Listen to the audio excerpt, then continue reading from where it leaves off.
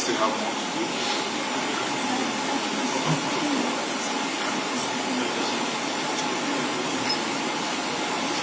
Okay, 1 minute. May I invite the Deputy Governor of Kano State to kindly come forward.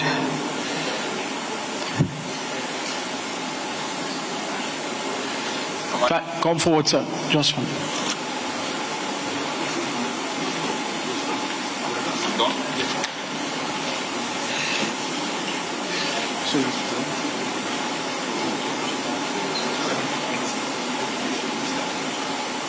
Okay. The Deputy Governor of Kano State will be presenting to the Minister of Education, ably represented by the Minister of State. May we please put our hands together.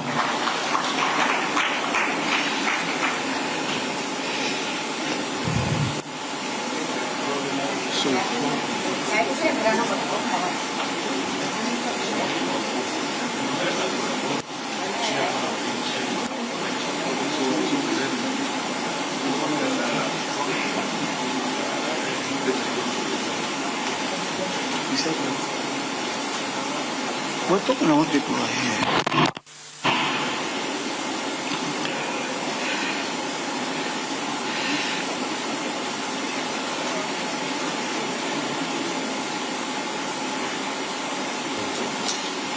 After this one, the VP's representative.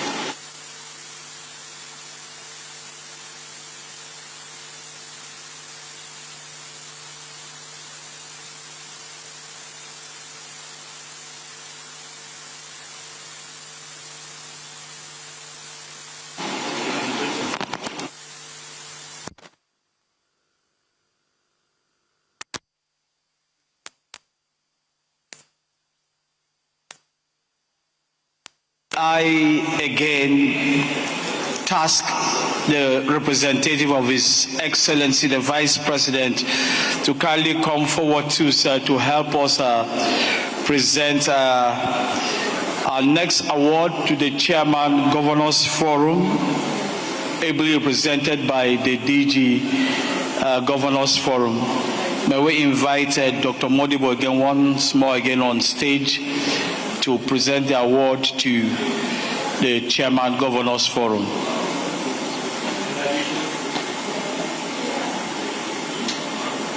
Doctor, sir. Doctor, sir. Yes, sir. You help us present this award to the Chairman of the Governors Forum, ably represented by the DG Governors Forum. Given by the Committee of State Commissioners of Education. And this award is given by Committee of State Commissioners of Education in Nigeria. Thank you.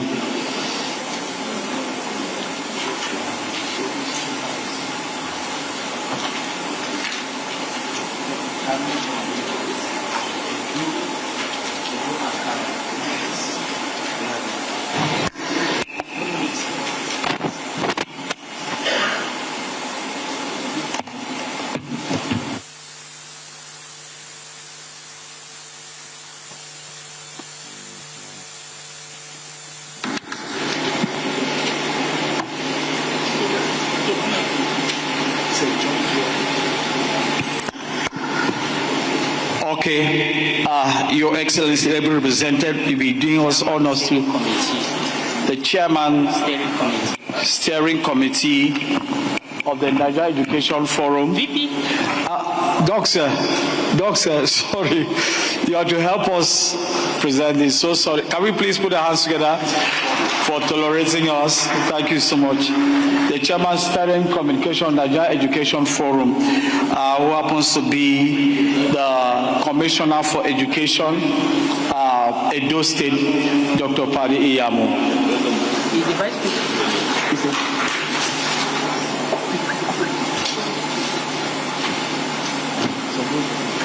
The Commissioner of Education of Kano State.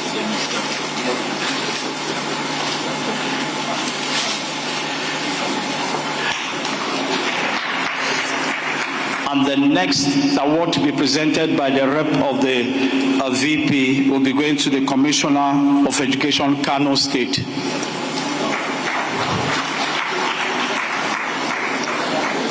Commissioner of Education, Kano State.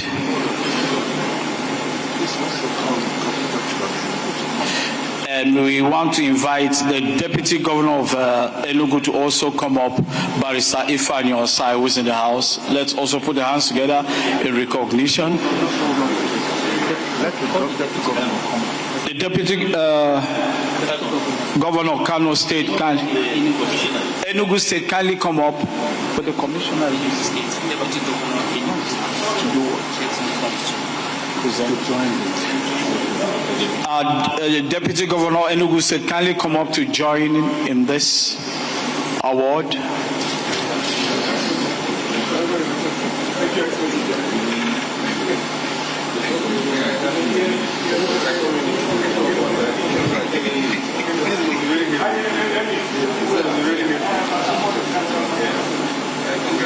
I've been also informed that Dr. Kadri Obafemi Hamzat of Lagos State is within the premises or already in the hall. If the Deputy Governor Kogi State, Comrade Joel Salifu in the house, we also appreciate your presence. All right, thank you so much, Your Excellencies. God bless you. Let's put the hands together once more for them.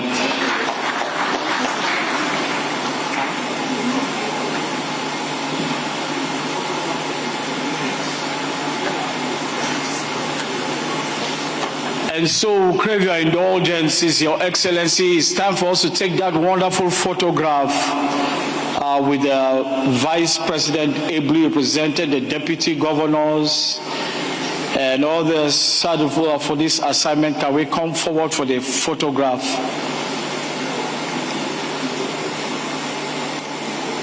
His Excellency, the VP, will be doing this photograph with the Deputy Governors.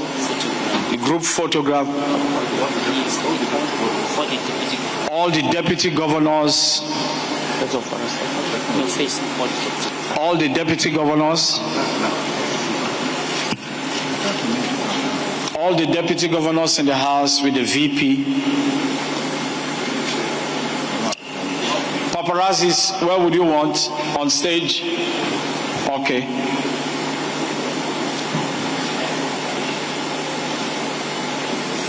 So what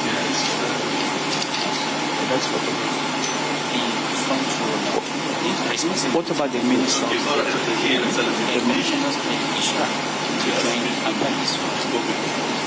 After this photograph, Commissioners of Education.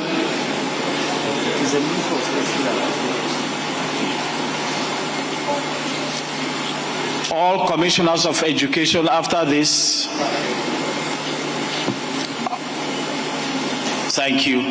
Let's put our hands together for them as they take their seat. Yes, all commissioners to join them. Okay. All commissioners to join them, please.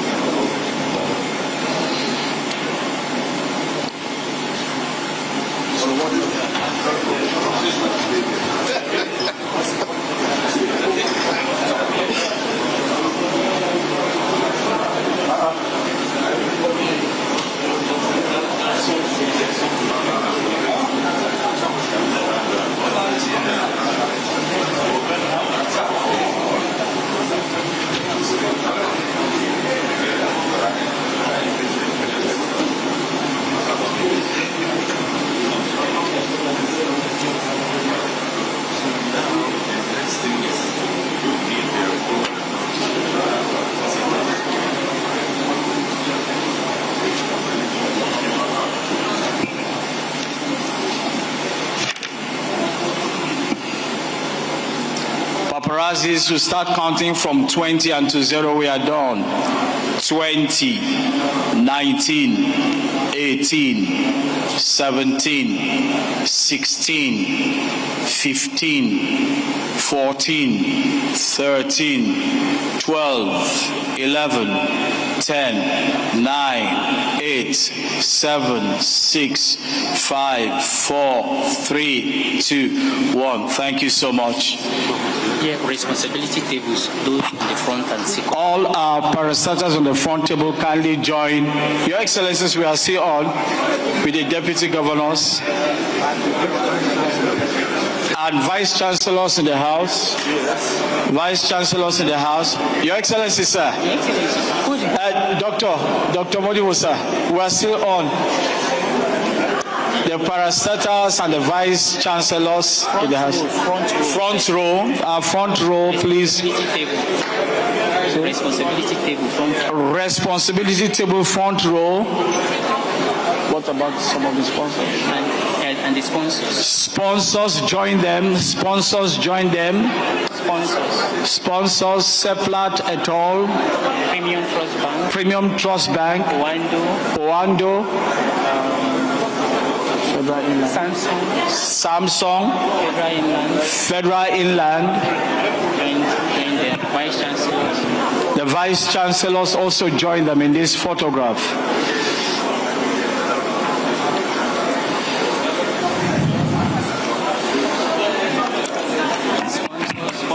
Sponsors, kindly join them. Vice Chancellors, kindly join.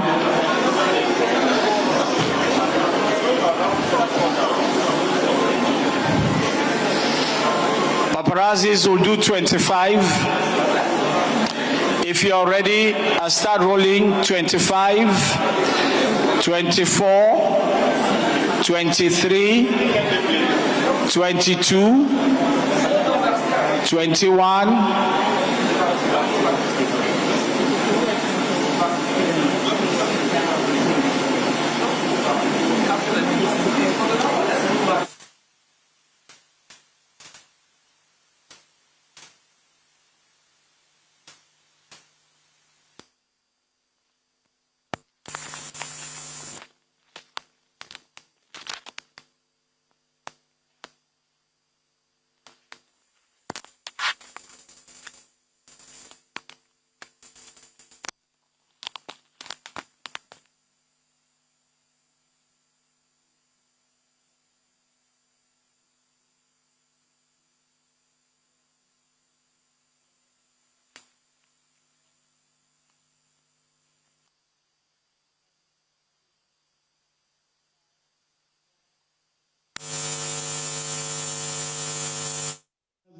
6, 5, 4, 3, 2, 1, and thank you so much.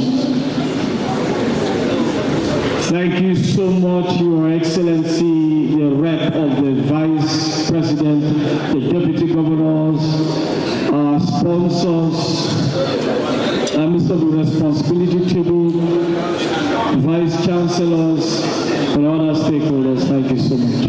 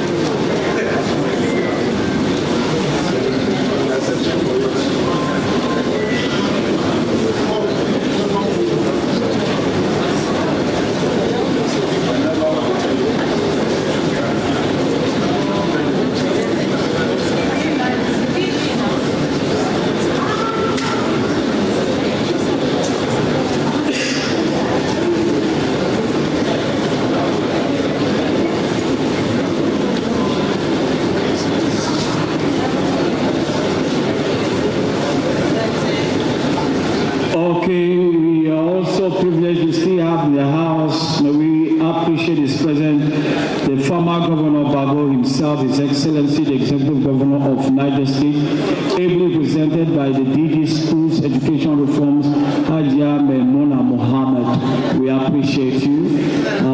Please in the House, please let's put the hands together for thank you.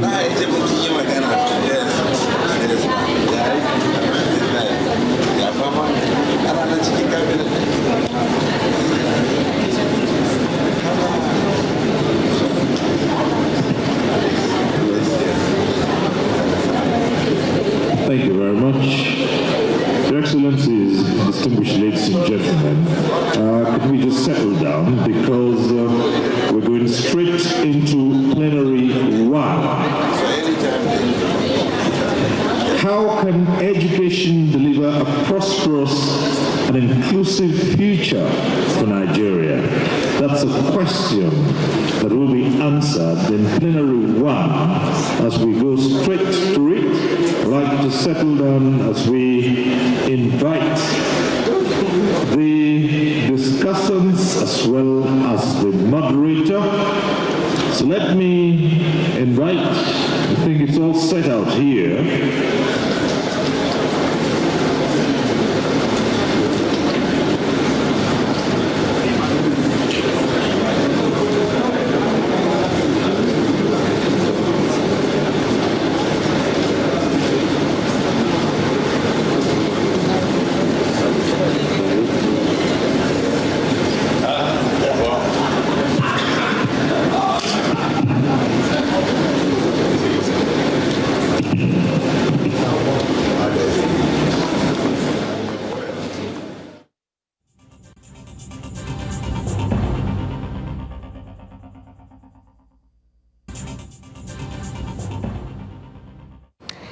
Now, President Bola Tinubu has written to the Senate seeking approval for the documentation of Nigerian troops, or deployment rather, of Nigerian troops to the Republic of Benin. Now, the correspondence read by Senate President Godswill Akpabio during Tuesday's plenary was sent in line with Section 5, subsection 5, Part 2 of the 1999 Constitution as amended. Tinubu explained that the request was made after consultations with the National Defense Council and followed an urgent appeal from the government of Benin Republic for immediate air support from the Nigerian Armed Forces. According to the president, Benin is currently grappling with an attempted unconstitutional takeover of government, along with the disruption and destabilization of its democratic institutions. And he emphasized that the situation in the neighboring country requires swift external intervention to prevent further deterioration. News Central will definitely keep you abreast of the situation as we go back to the FCT to continue the live view of the education forum.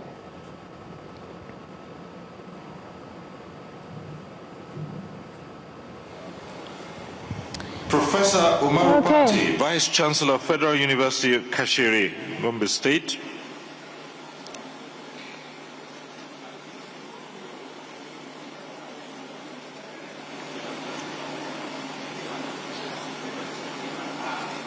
And then, ladies and gentlemen, let me now introduce you to the moderator, Dr. Leo Ebenezer of the Nigeria Governors Forum Secretariat.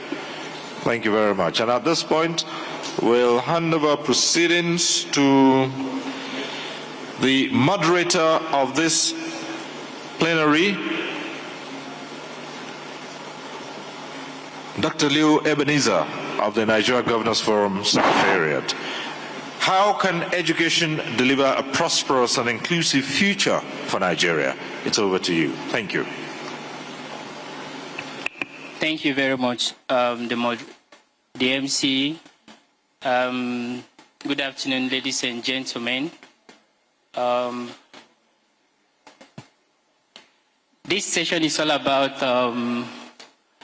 looking at how education can deliver a prosperous and inclusive future for all Nigerians, especially our young boys and girls in primary schools, in basic education, in senior secondary, in tertiary education.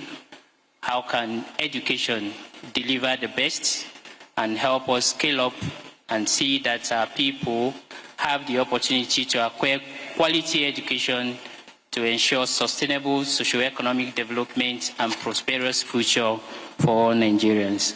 I want to welcome the panelists. We're going to have a very brief session owing to time constraint. And since we do not have the representative of the minister, we'll just go straight to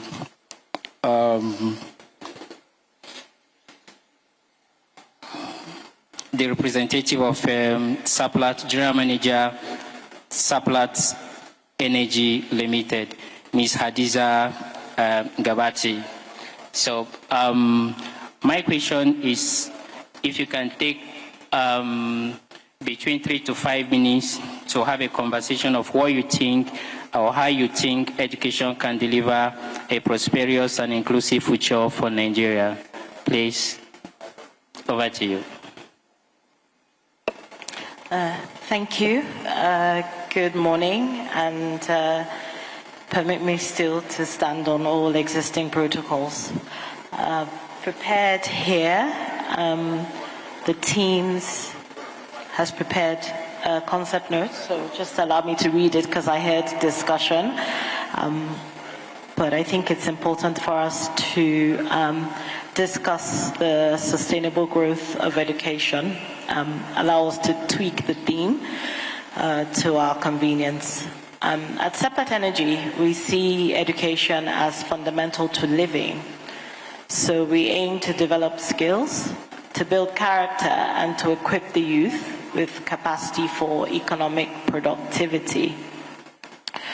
At Seplat, we have actually approached education from the different levels, and we aligned it based on the federal government's objective. Basic education, senior secondary school education, technical and vocational education and training, and higher education. For basic education at Seplat, we implement a free basic education at the communities where we operate. Working hand in glove with leadership of these communities, over 10,000 pupils have been benefited in our operating communities. So we operate in Imo, we operate in Delta, we operate in Edo, and I can see some of my commissioners here today that we've done a lot of work with. We're happy to be here and commend everyone for the wonderful work that's being done. Now, on the secondary school level, we have something we call a Pearl quiz. It's quite popular, and we've developed infrastructure of it in 44 secondary schools. We have directly impacted 67,075 students in Edo, Delta, and now more recently in Imo State. And the number is very specific because these are the amount of students that have actually gone through the program.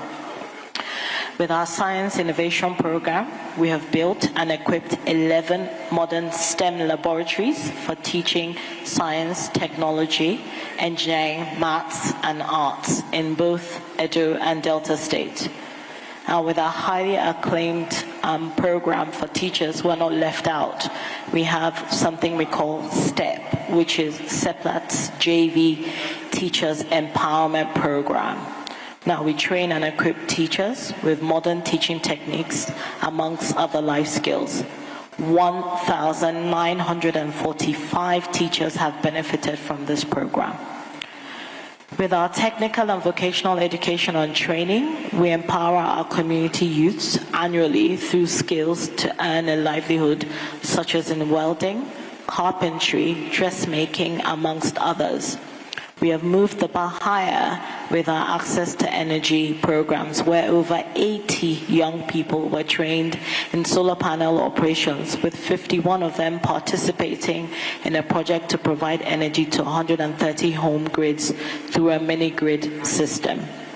For higher education, the NNPC and Seplat joint venture provides scholarships to qualified undergraduates, students, and public universities in Nigeria. This program has impacted 1,499 students, and we put that emphasis on courses that increase your chances of employment or make it easier for you to be employed. For more details on our educational initiatives, you can access them on our booths. It is an honor for us to be here, and we look forward to collaborating with the Nigerian Governors Forum. Thank you. Thank you very much. Thank you very much. We'll also have similar question to or engagement with the country director of World Bank, the person representing the country director of World Bank. So I want to have a conversation with you.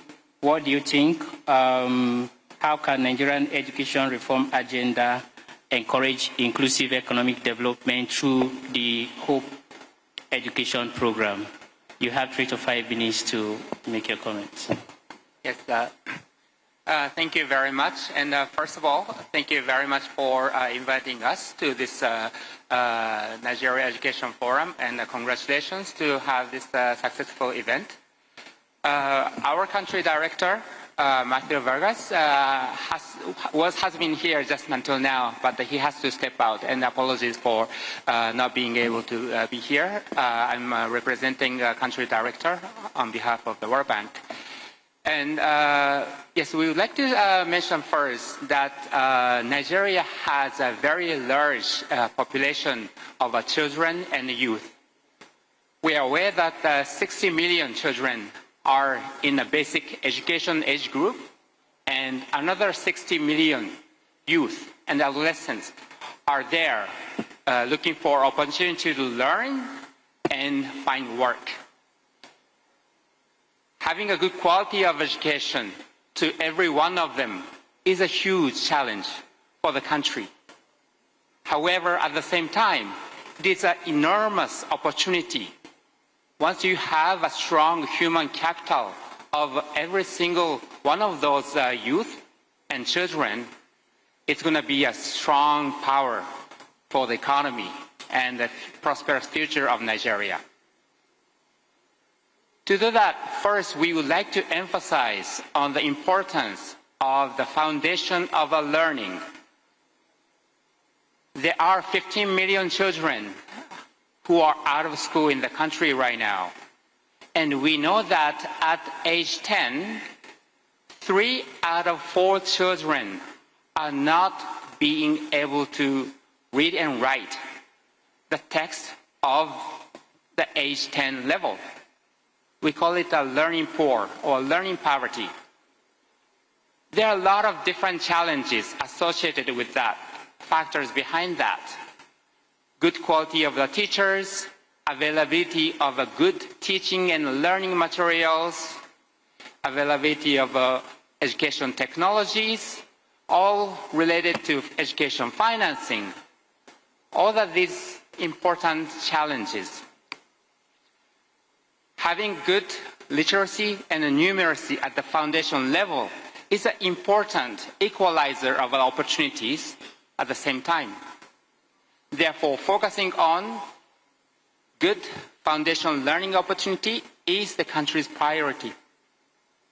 We support from the World Bank side, we support such endeavor of the government of Nigeria through Hope Education Program or BESTA program that's currently working on. Next, we would like to focus on the youth, opportunity of a youth and adolescent. Especially we support the opportunity as an empowerment of adolescent girls. Empowering adolescent girls, we support through Agile project, especially in the northern parts of the country. We know that from the international evidence, investing on the adolescent girls have an intergenerational impact, not only education or economy, but for health, the lives, and the future children of the Nigeria. Supporting and empowering adolescent girls, and also the youth of the Nigerian population for future the skills and new opportunities for work and jobs. We also would like to commend the Ministry of Education and Nigeria for introducing a new innovative approaches of results-based financing for ensuring the skills, but also certification of the skills and the employment opportunities of those who get the training. We support such endeavor through IDEAS project. In the future, we also continue supporting the expansion of this support to early childhood education and also higher education. There are a lot of demands and a lot of opportunities, and we keep supporting such an interest and efforts of the government of Nigeria. Thank you. Thank you very much. Thank you very much. Professor Marupati, I also want to have your thoughts on how you think education can deliver a prosperous future using technical and vocational education and training model. Please, What? how you think education can deliver a prosperous future through technical and vocational education model, technical and vocational education and skills model. Thank you. Thank you very much. As we have heard this morning, and we all know, education is central and key to the development and progress of any nation, including our own. And over time, Nigeria has invested significantly in trying to build its educational base as well as strengthen the capacity of its people. And of course, no country will ever tell you that they have addressed all the challenges in the educational system. Talking about access, talking about resources, and a lot more. Therefore, we should be able to contextualize our own educational situation, taking into cognizance our status as a nation that is developing, our population, and the dynamics of our resources.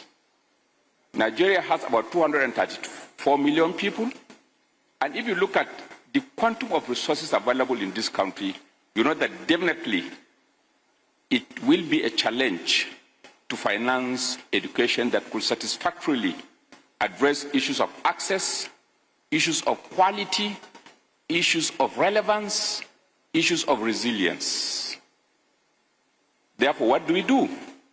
Of course, innovative ways are always being thought of on how issues of reach, issues of reputation, issues of relevance, issues of resilience can be addressed starting from the grassroots up to the highest level. Therefore, we should not be so critical to the extent of not acknowledging the progress that we have achieved in our educational system in this country. Yes, there are challenges, but we also need to re-energize, we need to be far more innovative, and we need to be far more dynamic to reflect evolving contemporary realities all over the world.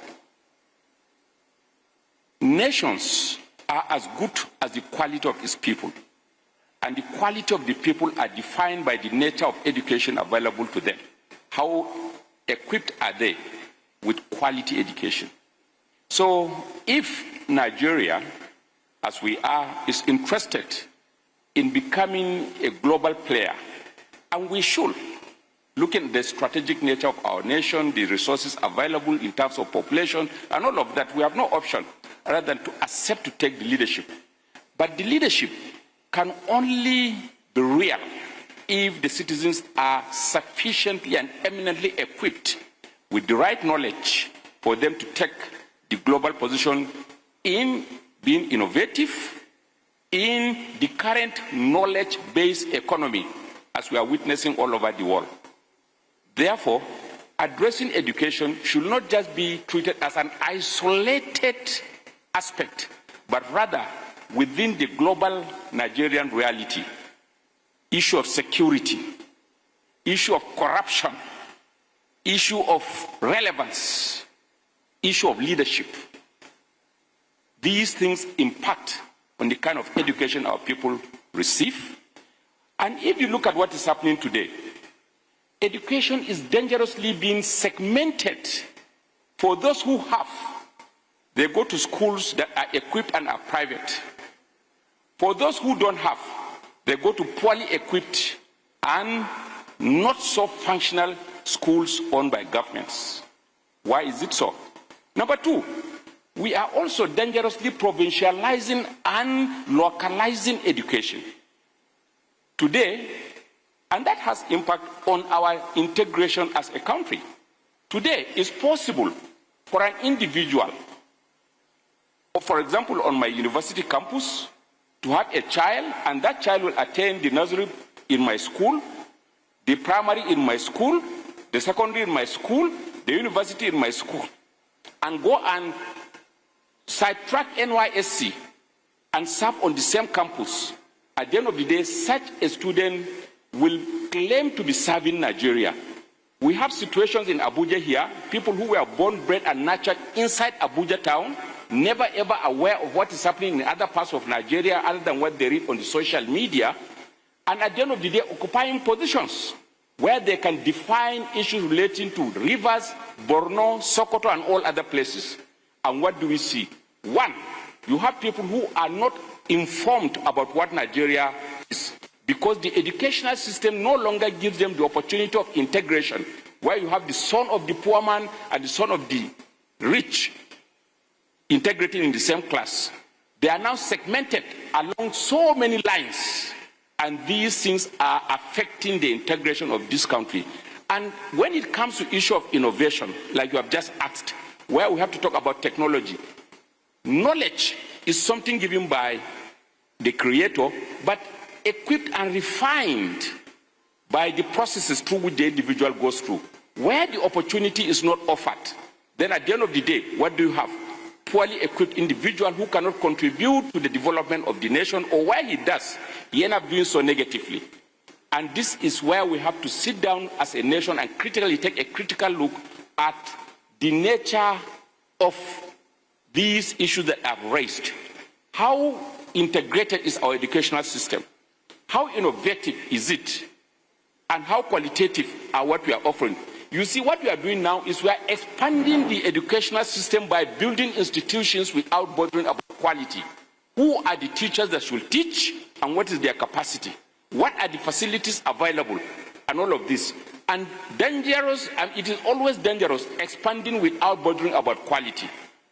So these are issues that may not appear noisy, like salaries and allowances of teachers, but are really, really important in how the nation ends up being depending on the quality of the children that we trained.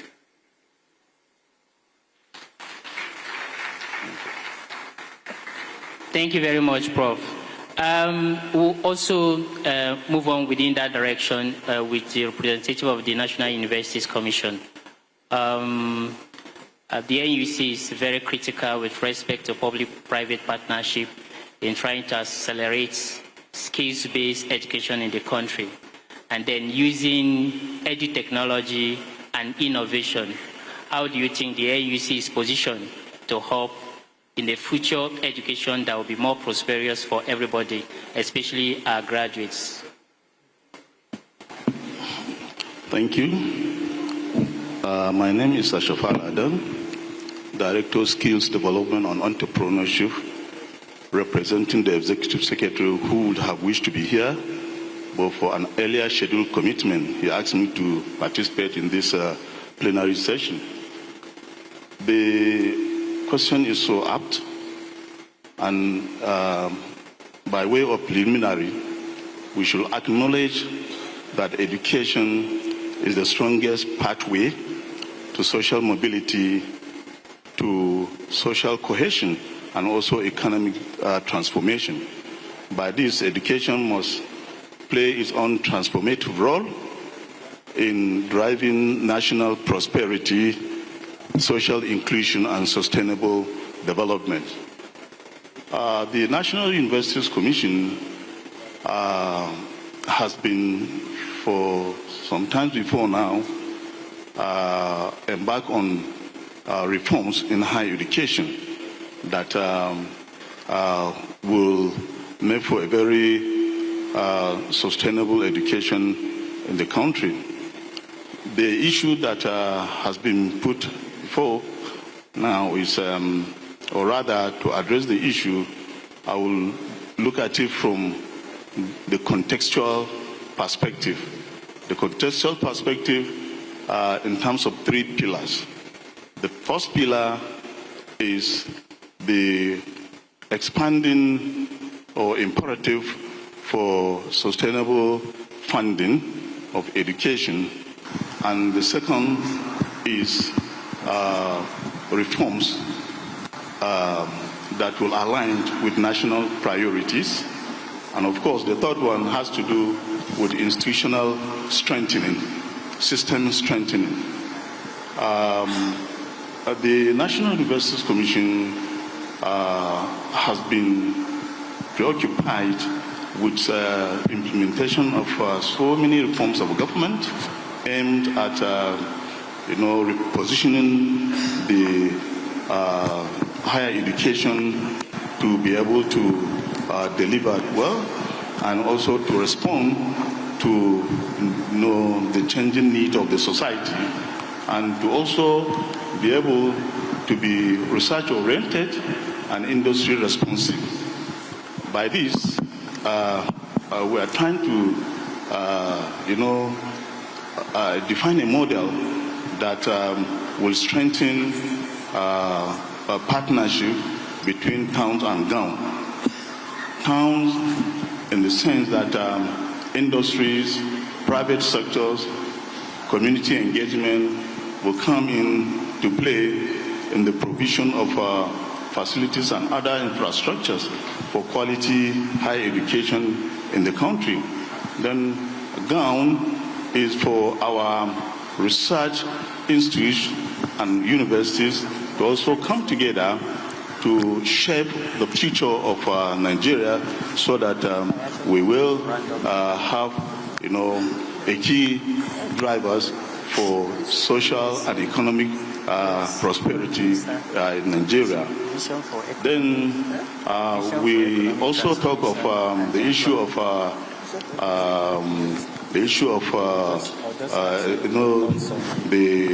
the inadequate funding, which is a recurring decimal for many decades before now. That has to do with, one, the growing population of society clamoring for higher education, access to higher education, as well as also the falling government budget, the inability of our government to address the critical issues or to provide a stable environment in terms of adequate budgetary provision.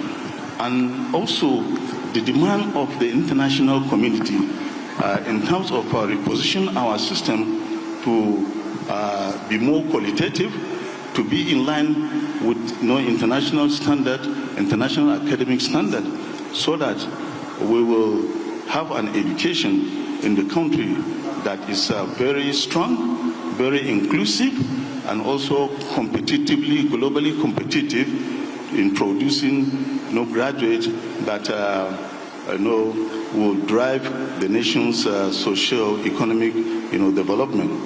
So the private partnership is a very welcome idea in the system, and that it's private partnership in so many ways. It takes very clear definitions in terms of provision of fiscal infrastructures based on certain arrangement or agreement. It also takes the provision or a kind of improving or developing capacity of both academics and also the programs of studies, by provision of facilities, establishment of labs and other things. And also it also takes the form of what we now call triple helix. A triple helix where government, industry, and academia will come together to define the right place for higher education in Nigeria, which is what we are advocating. And it is also known now that higher education relies heavily on the third mandate, which is community engagement. Community engagement brings about so many things, brings about skills, entrepreneurship, also collaboration with industries, how industry can play a vital role in providing funding to universities, how also industry will also help in enriching curriculum of teaching and learning, and so many other things. Thank you. Thank you very much. Thank you. Thank you. Honorable Commissioner of Higher Education, Kwara State, I want to have your thoughts on the emphasis has been on federal-state collaboration to ensure implementation of reforms and also enable the government and partners to deliver a quality and prosperous education for our people. I want to know your thoughts on the relationship, the partnership between the federal and state governments on how to deliver education for the prosperity of our people. Thank you. Thank you so much. Let me just be modest now. I have been a commissioner since 2019, on and off, so we have worked with different governments at the federal level. And permit me to say, honestly, this is the first time this government, the President Bola Ahmed Tinubu government, this is the first time that we are seeing ministers that are collaborating very well with the subnationals. This is the first time that we have been being involved in the activities of the federal government much more than ever before. And this is the first time that you can feel the commitment. We are all aware that with the curriculum reform that also aligns with the national priorities, we are getting it right. Yes, we are not where we should be now yet, but I mean, we have taken that bold step to get it right and to make some effective transformation. So at the subnational level, we, of course, we work differently, but then we work with the policies of the federal government, and because we are involved in the activities and the program reforms and policies of the federal government, we are beginning to see the synergy much more than ever before.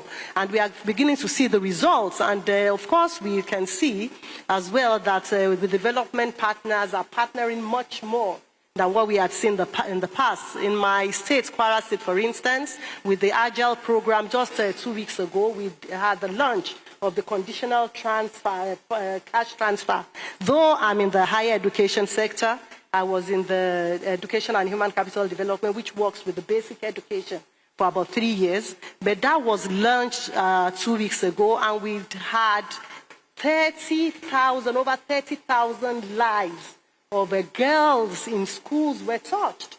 And this was without leaving behind the boys as well, with the Agile program, program of the World Bank support. And also we are seeing that the foundational learning is being strengthened across board, from the early years, the literacy, numeracy, so much more. It's getting better.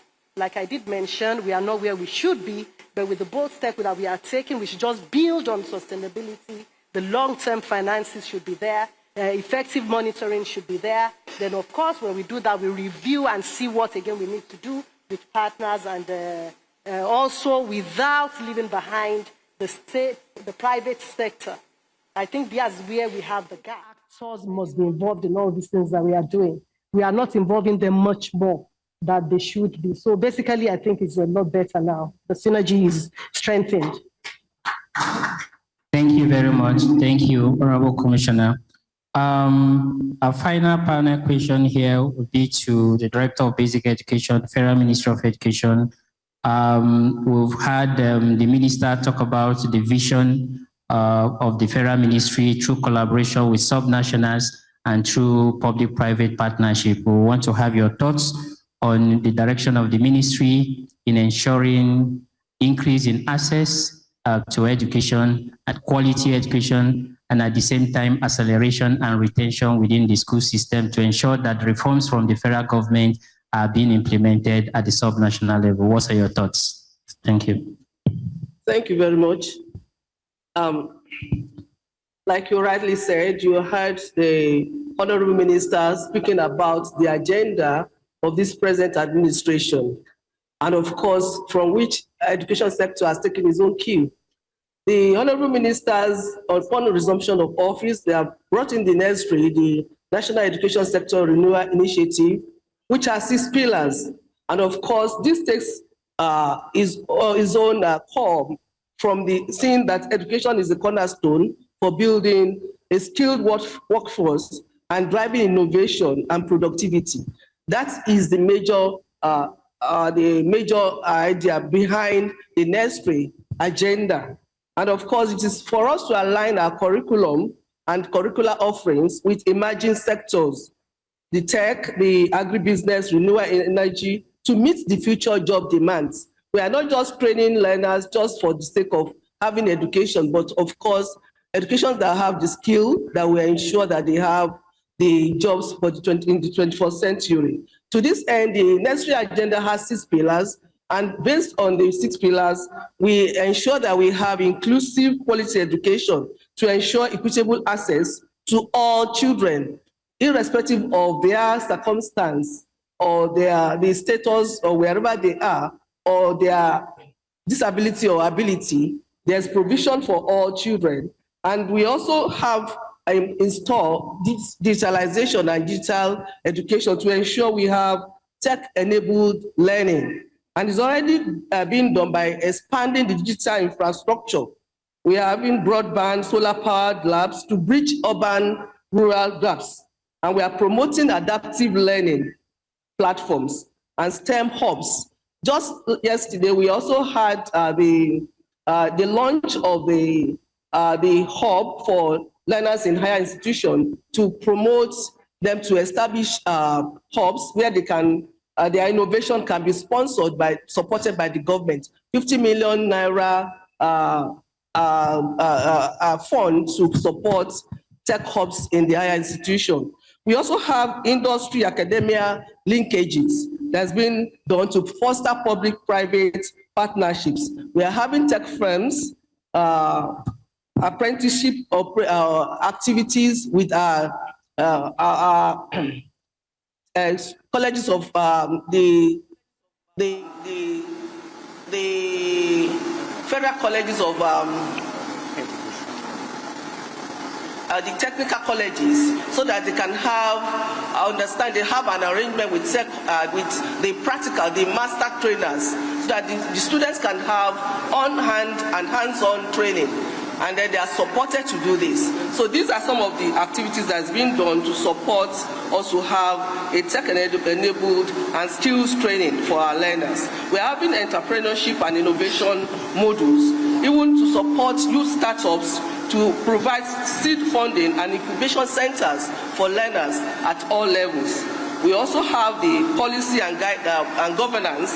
We have the national education policy that has been supported, and then we have a lot of policies in place, and we are supporting the states to ensure that they implement, because this is at this level that they implement. And from the report we have from our colleague from Kwara State and other states operators, there's so much synergy between the federal and the states at this time, such that they support, we provide sufficient support for states to implement the policies that we have in place. So this will enable us, and we have so much collaboration with the private sector now. We have a policy for non-state actors to engage more in the delivery of education at all levels, even at their state level, to have proper control of what is happening in the states, because they are veritable stakeholders in the sector. So we are engaging with the private sector to ensure we have quality education delivery at all levels in Nigeria. So this will give us quick wins and in the provision of education to the teeming masses of our youth, and to ensure that we have collaborative efforts at all levels. Thank you very much. Thank you very much. Thank you very much. For once of time, we're going to just hold it now on this panel. I would have requested for your final thoughts on what we think the federal, subnational, and development partners will do to ensure that we'll have prosperous education for our people. But the time, we are constrained with time, and I think we can utilize 2 minutes each to have final thoughts. From World Bank, 2 minutes. What's your final thoughts on how states can support, engage, and partner with industry players and federal government to ensure that we have quality education, and that our education is able to provide a future that everybody will be proud of? 2 minutes. Please, 2 minutes. Okay. Thank you very much for this question. Yes, the education challenge. We are probably all education stakeholders, but the education, it's not only the issues of the education. Education system is connected with all other systems. Finance is part of it. Governance is part of it. And of course, for the beneficiary, the social aspect, there's a lot of different parts are related. And it's always important to work together with all other sectors for the maximization of the outcome on the education sector. We'd like to emphasize on the importance of the governance, because the governance with the government structure, the education service is delivered. But sometimes schools are constructed and the kids are there, but the teachers are not there because there's no enough recruitment, or right teachers are not there for secondary schools with a different subject. This is a governance issue. It is important to combine these education outcomes interventions with the governance side of the intervention so that the system works and lead to the result. Thank you. Prof, thank you. Prof, over to you. Within this same framework, just 2 minutes. Thank you. Education is too demanding, is too intensive, and is too extensive for one institution to be able to handle it. It requires all sorts of partners. And because of that, the attention that we have to give education must also be properly planned. It must have proper governance. The corruption pervading this nation is also pervading the educational sector. And so long as we have corruption, we have insecurity, there is no way that we can organize ourselves to have quality education that can bring up the innovative citizens that we are looking for, who can also become skilled to the extent of contributing to the global technological development we're experiencing in the world. So leadership is extremely important in all of this. Where the leadership is weak, or where the leadership has priorities that are not necessarily educationally oriented, we shall continue to drive towards directions that will not take us to the promised land. Thank you very much. Thank you very much. NUC, partnership, federal states, and development partners to support prosperous education. 2 minutes. Thank you. I have earlier said that if we have a reform that will align with national priorities and also policies, we will have, a very, good and qualitative education, for the country. When government will retain its critical role, then universities and other stakeholders should, or higher institutions and other stakeholders should diversify and also collaborate, devise an innovative collaborative models where, there will be support from private sectors, from industries, even from community engagement. So once we have reforms that aligns with national policy, we'll get it right. Thank you. Thank you very much. Seplat Energy, role of private sector supporting education for a prosperous future. 2 minutes. Thank you.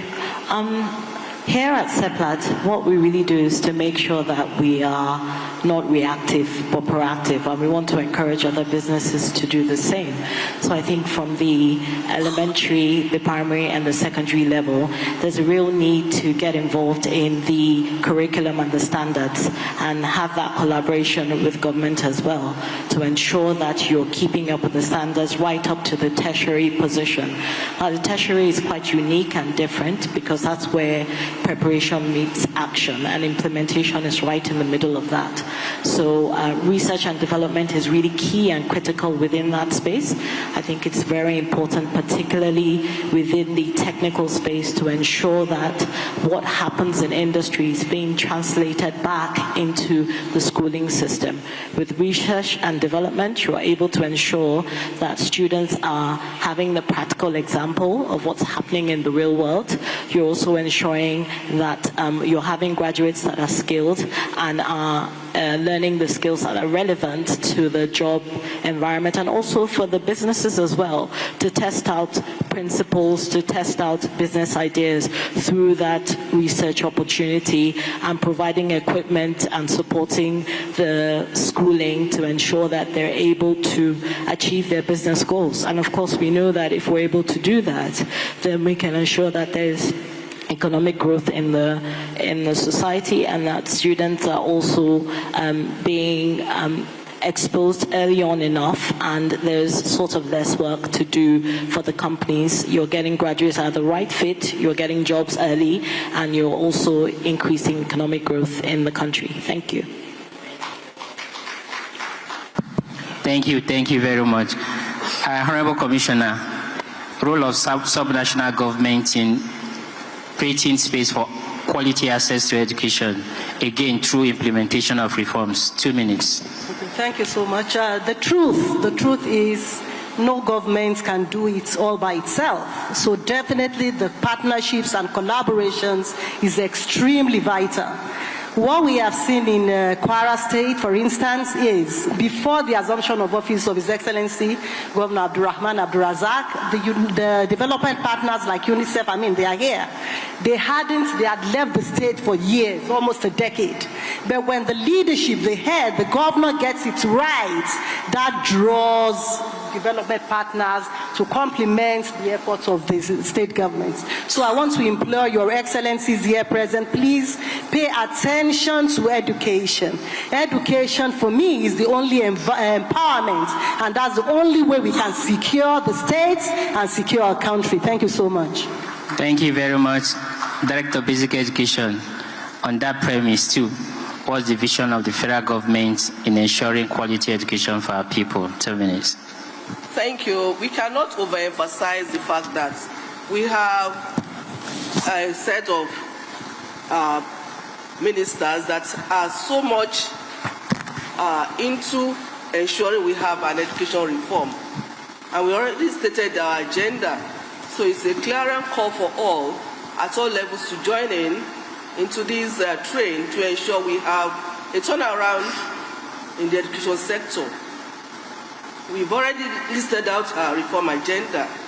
There are 6 pillars in the necessary initiative agenda that keys into the renewed hope agenda of the present administration. So we are calling on everyone, on all organizations at all levels, to join in and make your impact felt, because education is a responsibility of all. And of course, the private sector, we're also looking at unlocking the private sector potentials in ensuring domestic financing of our education sector. Enough of relying on foreign support. Of course, they can come in and join us in what we are doing, but we have so much resources within the nation. So let us see how we can unlock what we have, the potentials we have within us. Not just financial alone, technical support, and of course, financial support. And of course, the honorable ministers are engaging the private sector, foundations, and even the private sector, organized private sector, to see how we can engage and support the system. Because no nation has only the government providing quality education. Ours will not be an exception. So we are calling on everyone, the private sector, the government at subnational levels, to join hands with the federal government in this reform initiative and see us deliver quality education that can stand the test of the global economy that we are into. Thank you very much. Thank you very much. I want to really appreciate panelists, discussants for this impactful insight on what subnational, federal government, development partners, organized private sector should do to ensure that we have education that can deliver a prosperous and inclusive future for our people. Your Excellencies, distinguished ladies and gentlemen, it's obvious that if the federal and subnational government partner, and then engagement with development partners and private sector industry players within our country, we can actually do the needful, and we can transform the education sector to make it possible. That synergy between the federal and subnational is very critical if we want to move forward. The synergy between our own industry players, looking at the school system and ensuring that they contribute financially to ensuring that our education system is one that is sustainable and impactful and that can provide the future for our people is possible if we commit to doing it. Thank you, ladies and gentlemen, and thank you, my panelists, for this opportunity. Thank you.